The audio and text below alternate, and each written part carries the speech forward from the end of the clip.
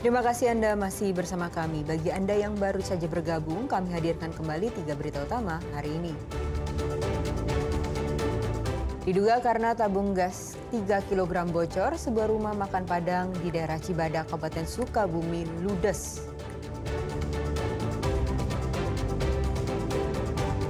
Puluhan siswa SMK dan SD di Kota Bogor keracunan makan bergizi gratis yang sudah berbau saat disajikan.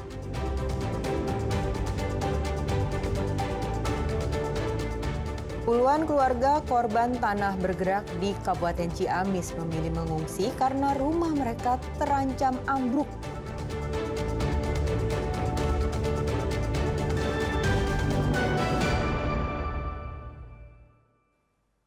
Bencana akibat cuaca ekstrim memicu jalan amblas hingga sejumlah bangunan rumah warga rusak di sejumlah wilayah di Kabupaten Bandung Barat. Tanah amblas karena labil tidak kuat menahan derasnya curah hujan. Ruas Jalan Cililin di Kabupaten Bandung Barat harus diberlakukan sistem buka tutup agar kendaraan tetap bisa melintas. Jalan penghubung kabupaten menuju arah Gunung Hulu ini terdapat titik amblas yang cukup parah, hampir memakan bahu jalan. Bahkan terdapat longsoran sepanjang 30 meter sehingga kondisinya cukup membahayakan. Jalan amblas setelah kawasan ini diguyur hujan deras sejak sore hingga Sabtu malam. Ini kan karena debit air sangat deras. Ini nggak kuat untuk menahannya, Pak. Jadi pada turun ini semua batu tanah dari atas ke situ. Masyarakat diimbau untuk tetap waspada dengan cuaca ekstrim. Selain Cililin, beberapa wilayah rawan bencana terutama pergerakan tanah hingga longsor terjadi di wilayah Cipongkor hingga Rongga. Yang ada di Jalan Raya Cililin ini memang kondisinya cukup lumayan parah. Jadi penyebabnya tadi karena saya tanya karena salurannya ya terlalu sudah tua juga, usianya sudah cukup tua. Insya Allah pengerjaan mulai di minggu depan, Pak ya. Yang penting sama pengerjaan masyarakat tetap aman, tetap bisa melewat. Mungkin kita sistem ganti-gantian ya. Selain jalan amblas, cuaca ekstrim juga memicu pergerakan tanah yang mengakibatkan rumah bangunan rusak di kawasan Cipongkor. Ada 3 rumah mengalami rusak berat di desa Cinta Asih. Lantai hingga dinding tembok rumah hancur yang diakibatkan pergerakan tanah.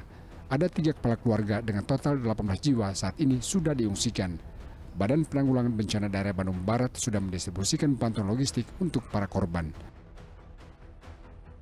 Muhammad Abbas melaporkan dari Kabupaten Bandung Barat. Jalan penghubung Kabupaten Kuningan dengan Kabupaten Ciamis di Kuningan longsor digerus hujan deras. Guna mencegah bahaya, akses jalan ditutup untuk sementara waktu. Laporan hari ini. Beginilah kondisi jalan utama penghubung Kabupaten Kuningan dengan Ciamis di Desa Cimenga Kuningan. Separuh badan jalan longsor sepanjang 20 meter dengan kedalaman mencapai 22 meter. Longsor diduga terjadi akibat guyuran hujan deras. Warga yang berada di dekat lokasi sempat dikejutkan dengan suara gemuruh yang muncul saat longsor terjadi. Sampai malam jam 9 lebih lah, baru selesai hujan. Terus tiba-tiba longsor aja gitu lah. Ada suara yang dengar, Bapak? Ada letukan gitu, gitu. Suara. Saya lihat ternyata longsor. Panik Pak saat itu? Wah, jelas panik, lagi tidurnya langsung bangun kaget. Setengah satu lebih lah. Jam 1. Takut ngerembet ya? Iya. Lagi ini pinggir jurang juga rumahnya, Pak? Rumah. Takut kena rumah karena pinggirnya rumah juga ada kan. Harapannya ya segera dibangun aja lah, soalnya akses jalan utama. Guna mengantisipasi adanya longsor susulan dan jatuhnya korban, petugas menutup akses jalan bagi kendaraan roda 4. Memakan jalan hampir setengahnya. Jadi tadi lewat mobil kendaraan berat saja hampir 16 lagi, dan diperkirakan ada penutupan jalur, jangan sampai mobil lewat ke sini. Hingga kini longsoran kecil masih terjadi jika terjadi getaran. Warga berharap segera ada penanganan dari pemerintah setempat agar longsor tidak meluas dan mengancam keselamatan warga. Agun Gunawan melaporkan dari Kuningan.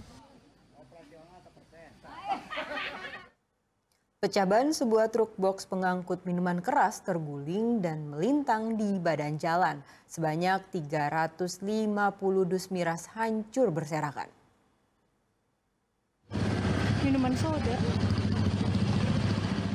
Truk box pengangkut minuman keras alami kecelakaan tunggal hingga terguling dan melintang di badan jalan di tengah jalur Pantura Losarang, Kabupaten Indramayu, Jumat siang.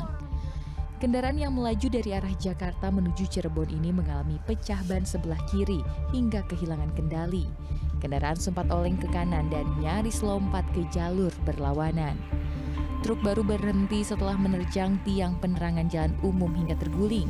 Bahkan muatan miras di dalam box hancur berserakan, menimbulkan aroma tak sedap di lokasi kejadian.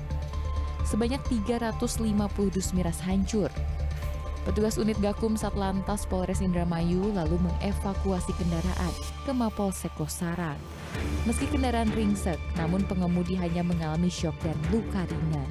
Kecelakaan tunggal yang menimpa kendaraan Isuzu light truck box Nopol T8042 DF yang dikemudikan oleh saudara MS membawa muatan minuman beralkohol berbagai merek datang dari arah Jakarta menuju Cirebon, mengalami pecah ban bagian kiri dalam sehingga oleng ke kanan menabrak median jalan dan PJU di jalan dan truk mengalami terguling.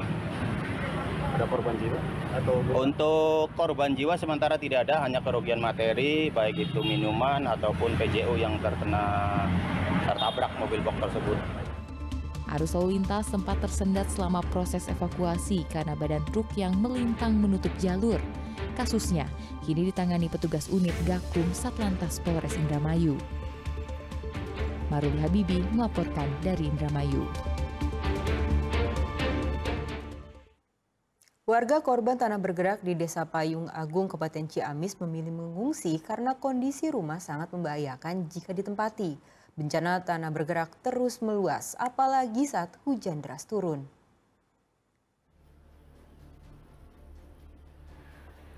Desa Payung Agung di Kabupaten Ciamis berubah sepi Jumat siang.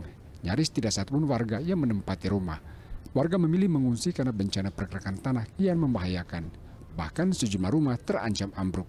Ketakutan warga kian besar karena curah hujan masih tinggi sehingga pergerakan tanah juga makin cepat.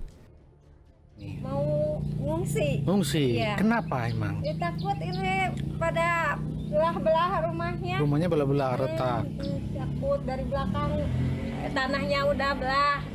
Kena longsor. Longsor. Ini mau ngungsi kemana Ibu? Ke rumah saudara. Saudara aja. Ya. Hingga saat ini sudah ada 68 rumah warga yang terdampak longsor. Jumlah ini kemungkinan terus bertambah karena hujan masih terus turun setiap hari. Eko Stebudi melaporkan dari Ciamis. Polisi mengungkap kasus pembunuhan supir taksi daring yang mayatnya ditemukan di pinggir tol Jagorawi Bogor. 2 tersangka pembunuhan dibekuk aparat saat kabur ke Ciamis. 2 tersangka pembunuhan sopir taksi daring tak berkutik setelah diringkus tim gabungan Polres Bogor dan Polsek Citerep Bogor, Jawa Barat. Keduanya ditangkap saat kabur ke daerah Ciamis, Jawa Barat pada Rabu lalu. Bersama para tersangka, polisi menyita sejumlah barang bukti, diantaranya mobil dan ponsel milik korban yang dibawa kabur. Dari hasil interogasi terungkap, mereka tega merampok dan menganiaya korban karena terdesak kebutuhan ekonomi. Selain itu, setelah menganiaya, keduanya sempat berputar-putar ke sejumlah lokasi guna memastikan korban tewas.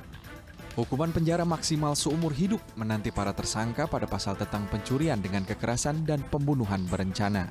Ada 2 tersangka, yang pertama inisialnya RS, kemudian yang kedua inisialnya AH.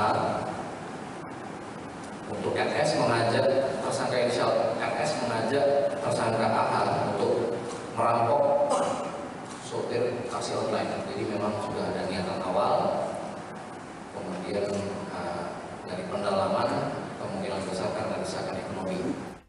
Sementara itu, hasil otopsi yang dilakukan tim Rumah Sakit Polri Kramat Jati menyebutkan korban tewas akibat luka benda tumpul di kepala dan tubuh.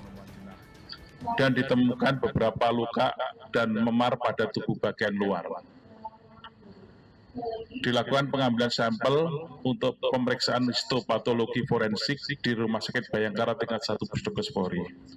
Selanjutnya kami akan terus berkoordinasi dengan penyidik. Innalillahi wa inna ilaihi raji'un. Ada mayat ditemukan, mayat. La haula wala quwata illa billahil aliyil azim. Allahu akbar. Ujang Adiwijaya, pria warga Depok yang berprofesi sebagai sopir taksi daring, ditemukan tewas dengan tangan dan kaki terikat di pinggir jalan tol Jagorawi kilometer 30 Desa Lewinutuk, Citerep, Kabupaten Bogor, Jawa Barat, 10 November 2025. Pria berusia 57 tahun hilang kontak dengan keluarga 1 hari sebelum mayatnya ditemukan. Tim Liputan melaporkan. Laporan tersebut mengakhiri berita Jabar hari ini. Jangan lupa pastikan Anda subscribe channel YouTube Liputan 6 SCTV Daerah. Saya Nadia Kartika, berterima kasih atas perhatian dan kebersamaan Anda. Selamat beraktivitas dan sampai jumpa.